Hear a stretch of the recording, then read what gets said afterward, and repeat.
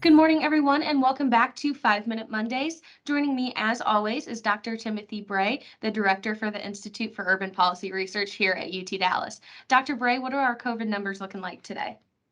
So we continue this slow upward trend, Danny.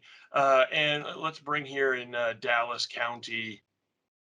Right. So again, here was our Omicron spike that we saw back in January, February. And you can see since then, we've dropped off precipitously back to our very, very early levels, but we've slowly been rising.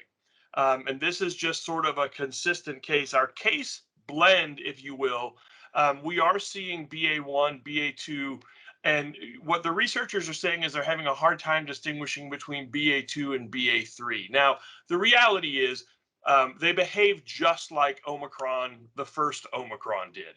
So they're highly contagious, but a substantial chunk of our population has already had either one of the earlier variations or they've had Omicron. And the net result is we don't expect the massive numbers that we had before, but this increase is what we're seeing. We're up about in the region.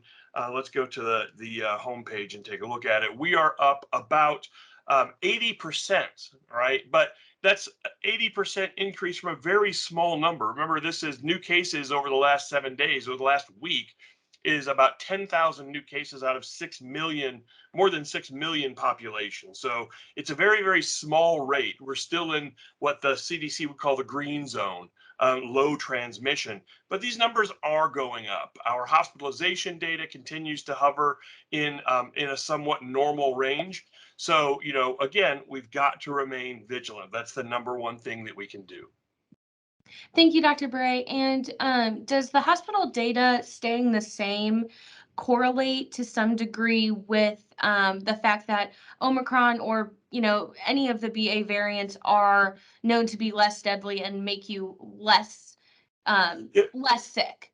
that's right. Now, but remember, Danny, early on when we were surged with Omicron, we packed out the hospitals, even though it's a less dangerous, so to speak, or less intense infection.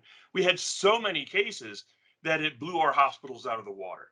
That volume is gone. And so, yes, now we are seeing the sort of the side that says, yes, this infection is much more contagious than earlier versions were, earlier variations, but it's less intense. And so many people experience symptoms of a severe cold, a day or two of malaise and weakness and muscle soreness, but we're not seeing the need for intensive hospital intervention that we saw with the earlier variants. Absolutely. Well, thank you so much, Dr. Bray. We will see you next week. Thanks, Danny.